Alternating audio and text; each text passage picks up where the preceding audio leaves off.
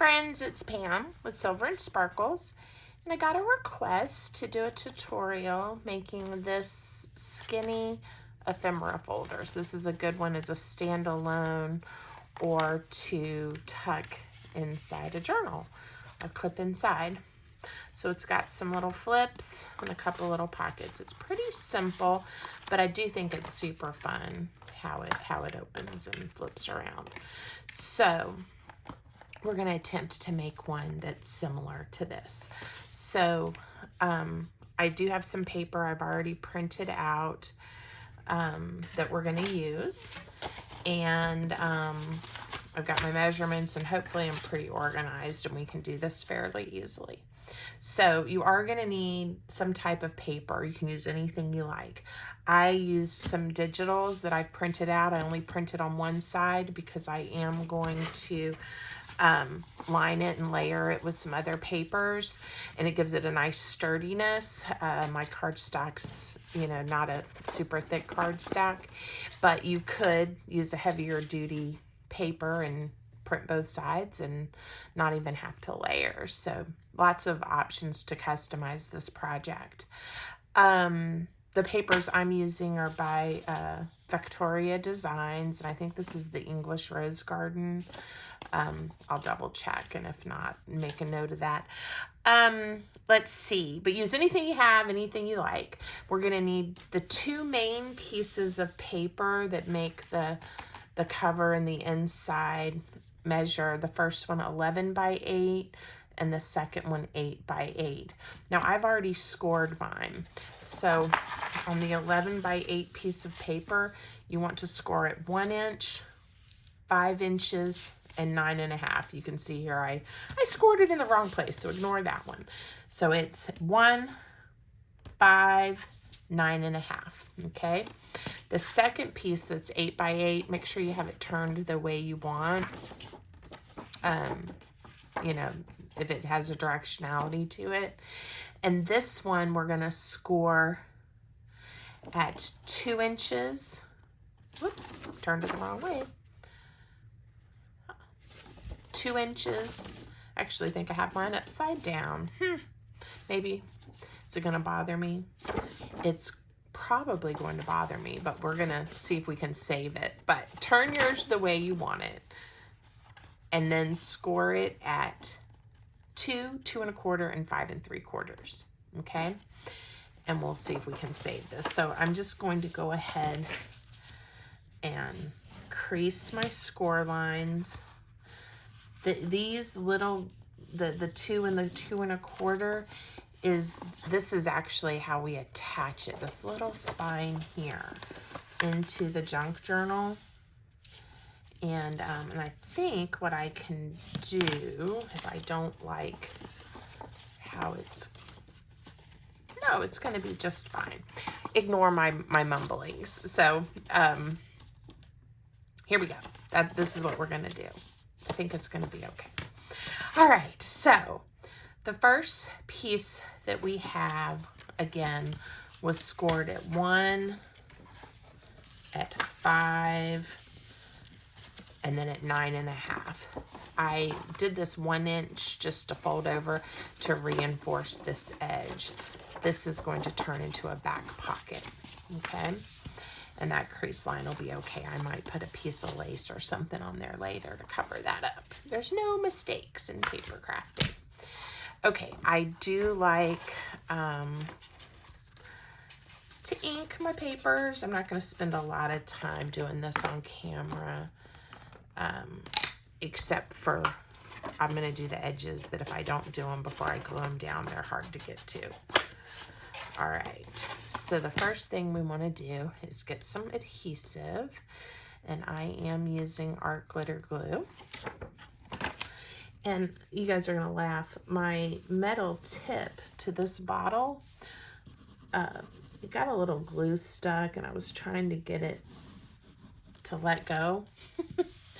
And the whole piece just pushed all the way in. It's in here in the glue somewhere.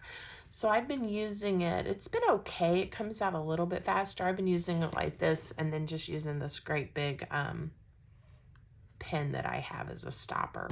And we've been going for a while like this, and it hasn't dried out, so hopefully we're okay. All right, this page is going to become a pocket, but before I glue it down, I want to line the papers. So we need, for this size, a piece that is 4 inches by 8 inches. And it's probably hard to see, but there is a little bit of very faint script. So I do want to make sure I turn it the right way. And I'm just going to ink the edges just a touch before I glue this one down. And again, if you have two-sided paper, or if you print on both sides, you really, you don't have to do all of this extra layering. But I like how it looks, and I like that it gives my folio just a little bit of thickness, but it still stays pretty skinny. All right, so now for this slide pocket, we just need glue at the top and the bottom. If you want to make your opening not quite so tall, you can bring your adhesive down some, but I'm going to leave it like that for now. All right, and then on this side, again, I'm going to make sure I have my faint script turned the right way. And we're going to layer this piece. I'm sorry, this piece is 3 3/4 inches, again by 8. All right.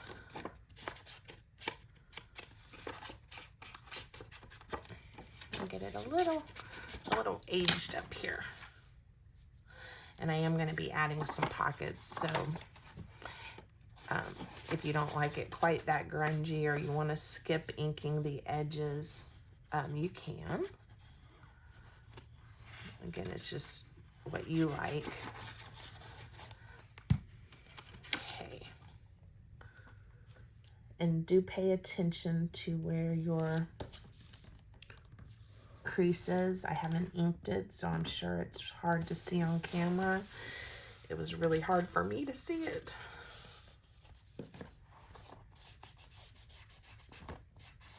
There we go. Now we can see it a little bit better. Okay, so the next thing we need to do is this insert. And my original, I am going to add some ink to these crease lines in an effort. I hope you can see them better on camera. This is where we're going to adhere this insert. Now, on the original, I glued it right here.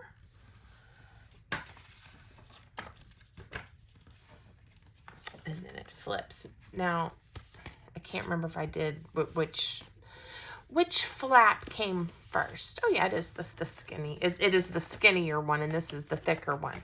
Because I wasn't paying attention when I scored, and I really don't want this to be upside down like this, we're just going to flop it, and it really is okay. It makes no difference. It fits in here the same way. Okay?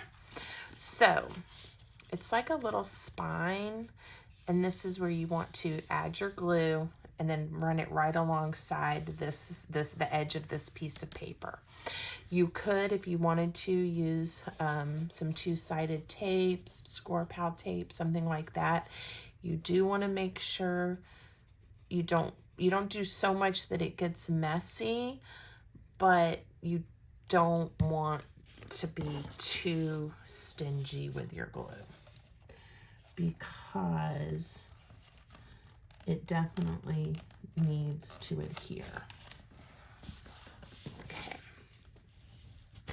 And I'm not going to mess with it too much. Until it's stuck really well. Okay. Look at that. easy that is coming together. All right, so now I'm going to line these pages so we don't see all that white. So these I've already pre-cut as well. Let's see what I have. One that's 3 3/8 by 8. Should fit here in the middle. Oh, I've got a bird. Let's see. Okay, that's going to be pretty. And then there's a silhouette of a lady. And I need to make sure she's in there. This one could have been trimmed just a little bit more. So I'm probably going to walk over to my paper cutter and trim it off in a minute.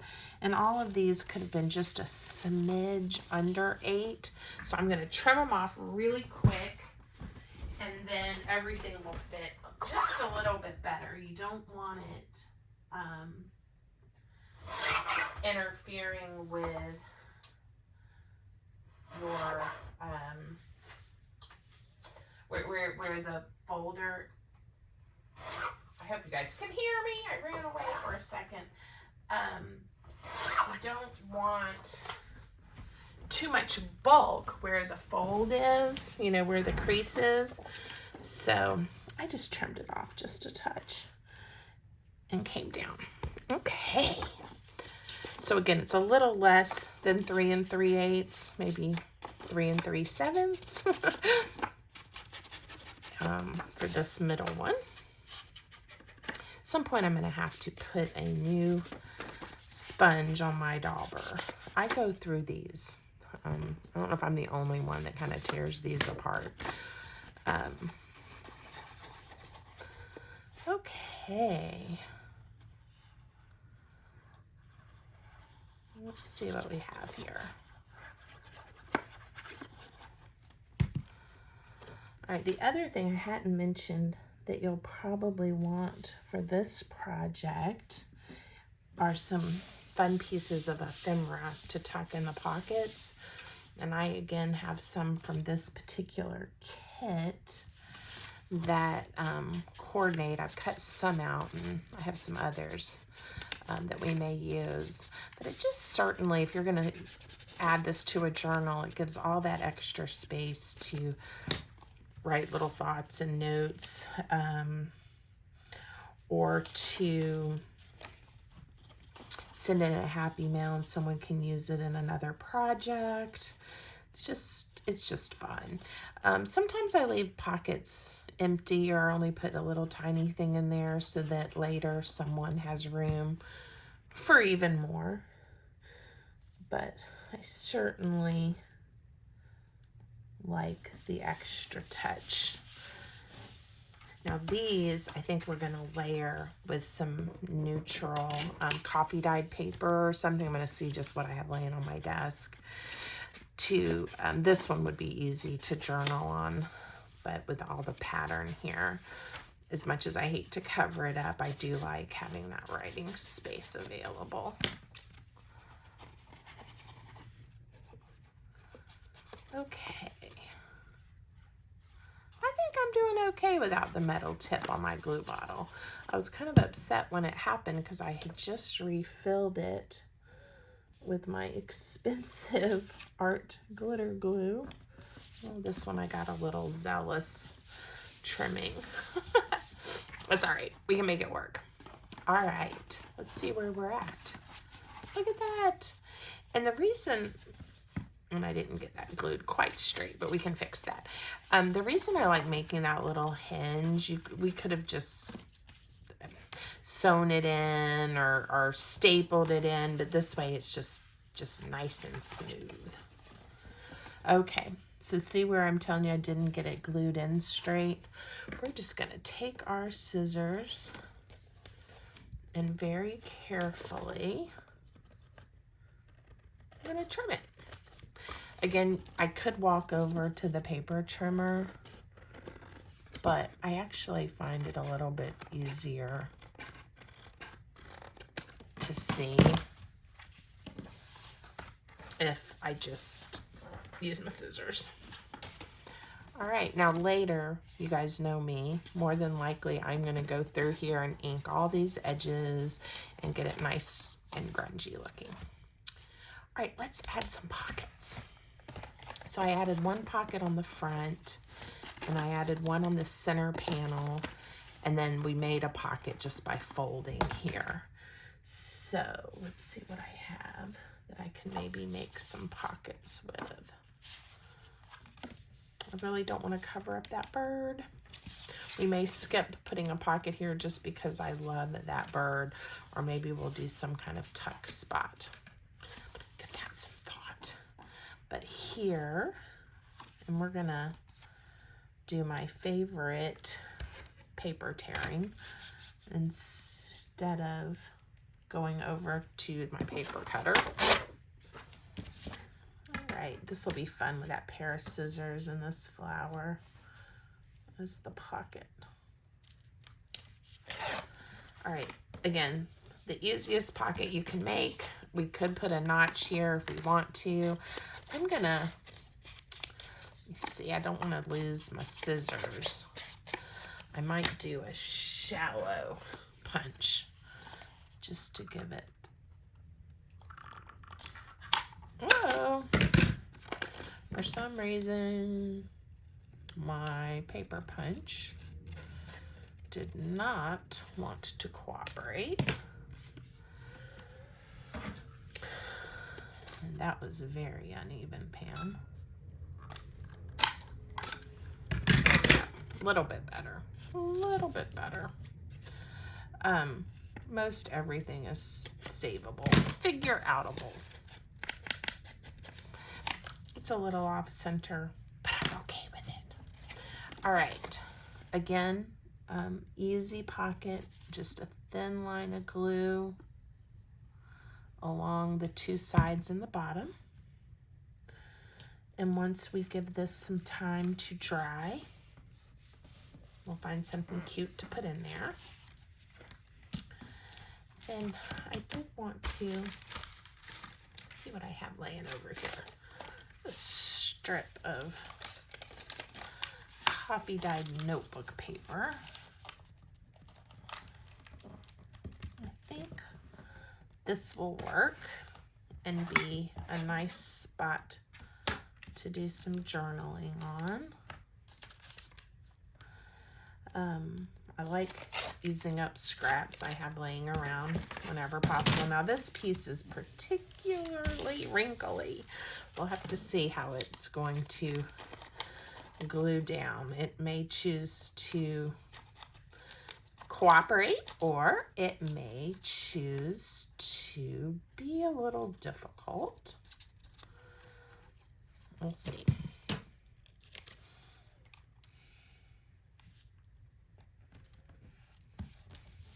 Sometimes when you add the glue, it's just enough to make it smooth on out. There, I like that. I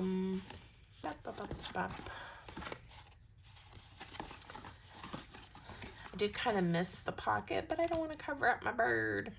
Why don't we do a corner tuck spot that can go up and in?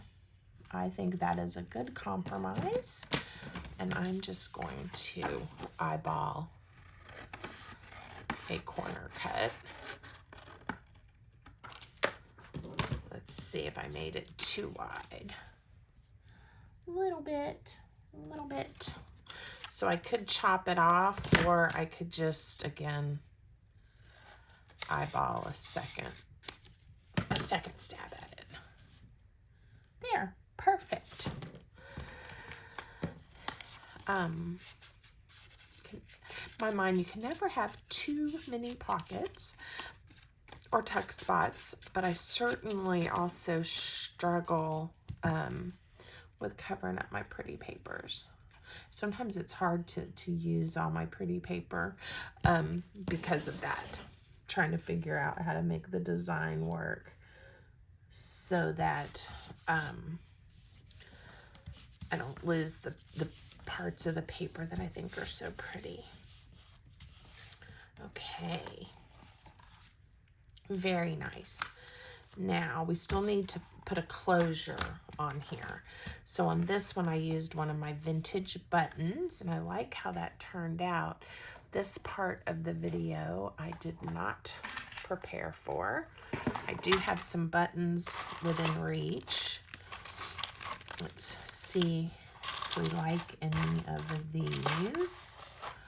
It's the front of our folio. Oh, that might be a little much, but I like it. A little too burgundy. There, that one's kind of fun. We'll just do that so I won't sit here and spend a lot of time looking for a button. Let's see if I have any thread. I hope I have a needle. I do. Okay. So there's a few art refuge stores or consignment where people can donate their art supplies. It's a nonprofit, and then they resell them. So it's sort of like a thrift store for art supplies. And there's one here in Richmond that I like. Someone told me about one in Virginia Beach, which isn't too far from where I live. And then there's one in Baltimore where my daughter lives and goes to college. And so I brought that up because this vintage thread you see here, they have bins and bins and bins and bins of thread. And I always check to make sure, you know, it hasn't dry rotted or something. But I love buying thread and paper and fabric and all kinds of supplies there. And sometimes they have like the vintage buttons and just all kinds of fun stuff. So, it just makes me happy when I'm working. All right, I'm gonna kind of pick where I want this. I didn't measure. You can measure if you know you want it centered, or if there's a specific place you want the button. All right, and now I'm just gonna quickly sew this on, and then we will be able to make a closure. I did get out my really thin, it's not real baker's twine, but the faux baker's twine like I used on the original one, because I just really thought that was cute how that looked. All right, and I do make sure I get these sewn down nicely because it gets a little bit of, you tug on it a little. I always try to be gentle, but certainly don't want the button to pop off if I can help it. Now, sometimes I leave the thread visible, and again, in the junk journal style, it doesn't really bother me. I think in the prototype though, I did glue down a little circle of paper.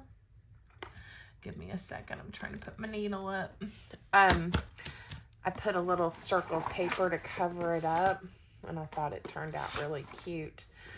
I don't know if I have a paper punch, a circle already punched out that coordinates. I think that one, it's a little bit brighter green, but I think it's cute. Or I could do the polka dots. Ooh, what if I layered it? Let's do both.